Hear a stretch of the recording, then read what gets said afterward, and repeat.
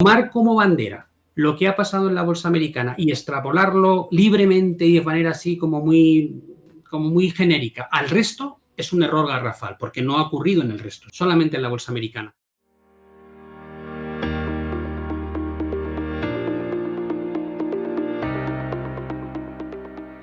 Hay una cosa que no consigo entender de vosotros dos, y fíjate que he aprendido mucho de vosotros dos toda mi vida, ¿no?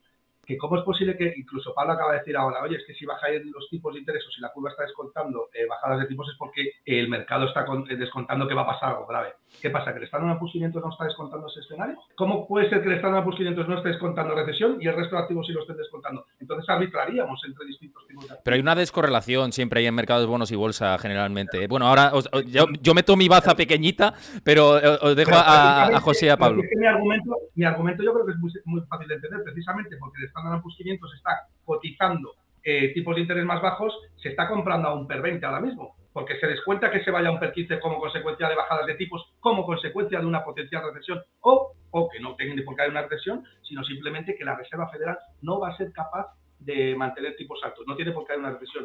Y luego, yo tengo varios argumentos, pero prefiero que empiece Pablo y yo remato con luego, con respecto a lo que has dicho, la curva de tipos de interés, es verdad lo que dices del efecto de duración, que es importantísimo. Obviamente, te tienes que deshacer de todos aquellos activos que tienen poca duración si estimas que los tipos de interés se van a caer, pero hay que tener en cuenta que esta curva de tipos no viene invertida por una tensión del crédito en el corto plazo, José Luis. Eso sí que es precedente o suele preceder mucho a recesiones, ¿no? Porque eso sí que es indicativo de que estamos en una época o en un ciclo donde la liquidez se ha deteriorado mucho, los agentes necesitan demandar más liquidez y se tensiona la curva en el tramo corto, ¿no? Por el lado corto, y a largo plazo se descuenta recesión. Pero este no es el caso, ¿no? El caso que estamos viviendo es un caso de lucha contra la inflación que no hemos vivido en los últimos 40 años, ¿no? Siempre que se ha invertido la curva de tipos era porque había un problema de crédito, pero es que ahora mismo no hay un problema de crédito. Precisamente lo que hay es todo lo contrario, ¿no? Necesitamos drenar liquidez en el mercado.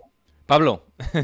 A ver, la única época, digamos, cercana, entre comillas, con inflaciones preocupantes fue 70s y los 80 y ahí tuviste una inversión de la curva espectacular, ¿vale? O sea que... Varias, una no, varias. Bueno, en esa época estamos hablando de 15 años casi de duración o 10 años de duración, hubo un montón, ¿no? Esa es una. Dos, la bolsa, perdona que te diga, está plagada de gente que cree que lleva mucho tiempo porque lleva desde el año 2009 y no sabe lo que es un bear market, no sabe lo que es un mercado bajista y no lo sabe porque desde entonces, como no ha habido problemas de inflación, cualquier problema al que hemos tenido que enfrentarnos se ha solucionado con lo mismo, que es abrir las compuertas de la liquidez e inundar el mercado de dinero y de estímulo monetario y fiscal. La mejor demostración es que en 2020 tuviste la peor recesión del último siglo y la bolsa americana terminó en máximos históricos, lo cual te da una idea de hasta qué punto importa la manipulación o el intervencionismo por parte de los bancos centrales. Por tanto, la primera pregunta es, ¿la bolsa podría subir aunque hubiese una situación mala económica? Y te digo, sí, claro, si vuelves a hacer QE y bajas los tipos al cero, te aseguro que la bolsa va a subir. Ahora, si haces eso, es probable que vivas lo que viviste en los 70, que la inflación remita con fuerza al principio y luego pegue un estallido para arriba y te vayas a cotas más altas de las que has vivido. Esa es una. La segunda parte, dices, los bonos y la bolsa no pueden estar, digo, no, perdona, los bonos y la bolsa han estado en guerra continua desde hace 50, 60 y 70 años, cotizando escenarios distintos. La bolsa a finales de los 90 estaba como una moto con el mundo internet, con la mayor burbuja del Nasdaq que se recuerda, y los bonos diciéndote, te vas a pegar un castañazo de cuidado. Por cierto, los bonos tuvieron razón finalmente con lo que pasó en 2001 y 2002 y el Nasdaq pagó un 83%. Por tanto, esa batalla entre cómo cotizas el escenario futuro entre bolsas y bonos, es habitual que no haya una coincidencia. Y en la camada de estos inversores de los últimos 14, 15 años o 16, que ni siquiera saben lo que es un bear market, todavía es más notable que eso pueda ocurrir.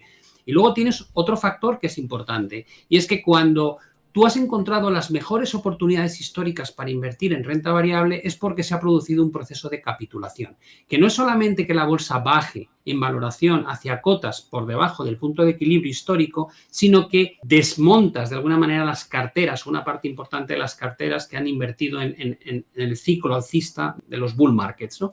Esa capitulación se mide por el spread de crédito que mirábamos antes, por el nivel de volatilidad que se alcanza. La volatilidad funciona muy bien, puedes mirarla 50 años atrás y sistemáticamente la ves rozar 40-50% en todas las crisis del 2016 con la bolsa china, de lo que pasó con la crisis periférica en 2011 y 2012, con el default de Grecia, con los atentados del 11 de septiembre de 2001, con lo que ocurrió con el fin de la burbuja en 2002, cuando pinchó en la burbuja.com, cuando hubo la crisis del rublo en el 98, cuando hubo la crisis anterior en Asia, en las divisas en el 97, solo en 2 ocasiones, que ha sido 80s, 90s, que ha sido con el COVID, que no sabíamos qué iba a pasar con el mundo, o en la crisis financiera, donde pensábamos que el modelo económico iba a derrumbarse. No hemos visto una reacción similar en absoluto, ni siquiera en 2022, con caídas del Nasdaq de 35% y 25% abajo en el DAX. Lo que quiero decir con esto es que no ha habido capitulación, porque la manera de pensar de los inversores es: me lo van a arreglar, me van a abrir las ventanas de liquidez. Por tanto, no ha cambiado esa mecánica. Y yo lo que creo que va a pasar, porque lo ha dicho José Luis Cárpatos en forma de pregunta aleatoria, de decir, bueno, ¿y cuánto va a durar esto? Yo creo que cuando eso deje de durar, porque no va a ser sostenible en el tiempo, y no opino solo yo así, opina gente tan brillante como Ray Dalio, que estamos llegando a ese final de esta barbaridad que llevamos cometiendo desde hace décadas. Cuando cambie esa percepción, la limpieza que va a haber en términos de capitulación va a ser épica. Entonces te digo, yo creo que es difícil encontrarle el timing a las cosas, pero estamos recorriendo un camino muy, muy, muy peligroso, y siempre encontramos una solución a todo lo que nos atenaza en el corto plazo, que pone en un mayor riesgo el escenario a medio largo plazo. Por tanto, te diría, para mí, la sección de los bonos cotiza muy bien la realidad a la que nos vamos a enfrentar, y la realidad que veo en la bolsa, lo que me debe... Pensando igual que... discurso, espera, Gustavo, espera. Gustavo. Espera, que iba antes José y ahora vamos contigo, ¿vale? Creo que tenía que además terminar el argumento de Pablo. Rapidísimo, y dejo comentar a Gustavo. A ver, yo apuntaría además, porque la pregunta de Gustavo, que a ver, que lo digo con toda humildad, y entiendo que a veces todos hemos dudado con estas cosas. Vete tú a saber. Pero yo estoy convencido de lo que ha dicho Pablo, pero yo añadiría 2 cosas más. De por qué la bolsa cotiza de una manera diferente o tiene otro concepto de la realidad económica que tienen los bonos. Por 2 factores, además de lo que ha dicho Pablo, que es así. Primero, porque la composición de los que invierten en cada uno de los mercados es diferente. Por ejemplo, en los bonos prácticamente el 97-98% son inversores profesionales, mucho fondo mutuo, fondo de pensiones, grandes instituciones, compañías de seguros. Pero en la bolsa hay aproximadamente un 34%, 35-40% según la etapa, de inversores minoristas. Sin ánimo de despreciar al inversor minorista, eso faltaba, pero simplemente el inversor minorista puede tener parámetros de decisión diferentes a los que tienen los de los bonos, que son 97% institucionales. Y por último, hay otro factor que creo que distorsiona, pero de una manera brutal, y es el factor de las recompras de acciones propias. Eso no se da en los bonos. Bueno, sí que se puede dar en cierta manera por las compras que hacen los bancos centrales. Bueno, pero es otra cosa.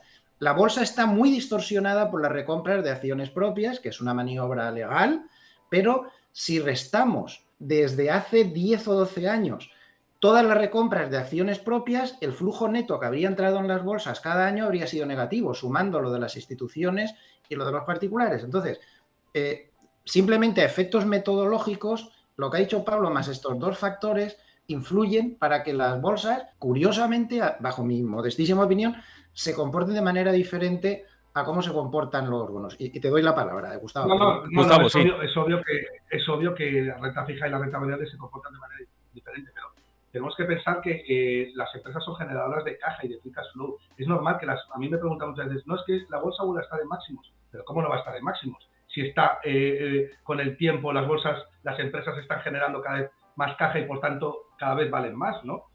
Es normal, ¿no?, que las bolsas tiendan a máximos. Otra cosa es que evaluemos si están cara o barata. Yo lo que le quería decir antes a Pablo es que no importa, no estoy hablando de si la empresa, si las bolsas están caras o baratas. Yo particularmente no me compro el Standard & Poor's 500 ahora con un spread de 1,5% sobre la tasa libre de riesgo.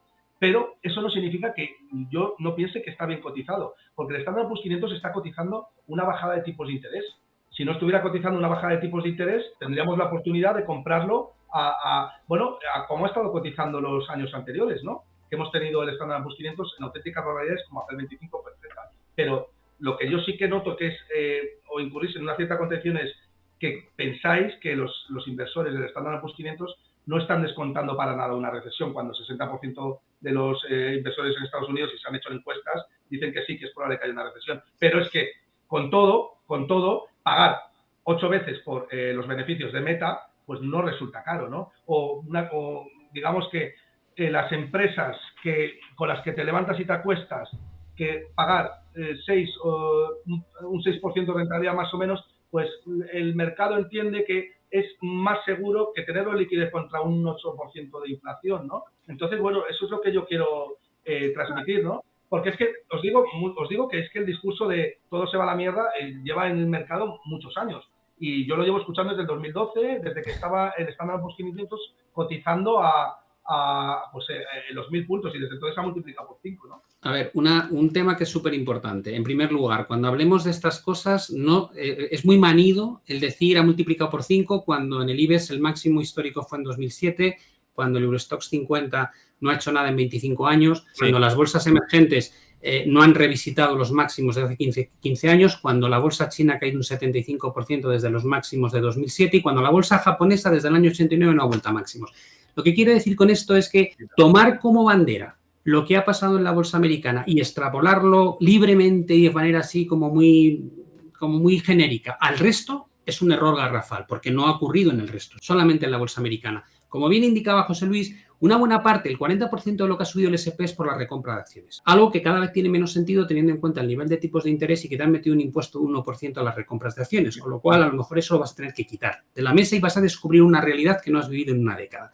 Pero es que aparte de todo eso, otro error que me parece garrafal, y yo he sido gestor de fondos y por tanto sé de lo que hablo, es hablar del retorno y no del retorno en función del riesgo. Es decir, que cuando alguien me habla a mí de que la bolsa da un 6, un 8, te digo, para, ¿y qué volatilidad tiene? Porque si tú me estás diciendo que yo me puedo comprar un bono con una volatilidad infinitamente inferior a la bolsa y obtener un retorno casi idéntico, sabiendo que a vencimiento, salvo que haya default por parte de la primera economía del mundo, me van a devolver mi dinero, por tanto tengo una renta garantizada, más la devolución del principal, y comparar eso con el retorno supuesto que va a haber en un índice que todavía no está barato, te digo, no sé, me parece que chirría por todos lados. Ahora mismo, si tú te haces un análisis del dividend yield de la bolsa del S&P 500 respecto al dividend yield del bono, descubres que estás en una de las mejores épocas de la historia para tener bonos y no tener bolsa. Entonces, hay que tener esa manera, digamos, de no hablar de las cosas en términos absolutos porque no estamos en un mundo absoluto. Cuando tú decides comprar bolsas porque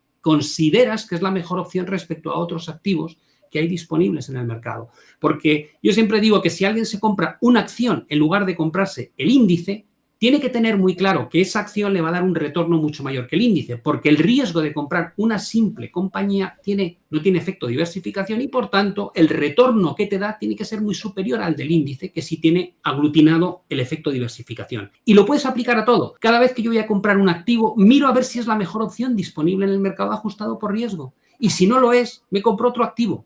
Y yo lo único que digo es, al margen de si es caro o barato, la bolsa, en términos relativos, no es tentadora ahora mismo para el panorama que se presenta en base a lo que nos dicen las curvas de tipos de que va a haber recesión, la valoración que tiene actualmente y, sobre todo, la alternativa de comprarte cosas mucho menos arriesgadas y con una rentabilidad muy buena que no veíamos desde el año 2007.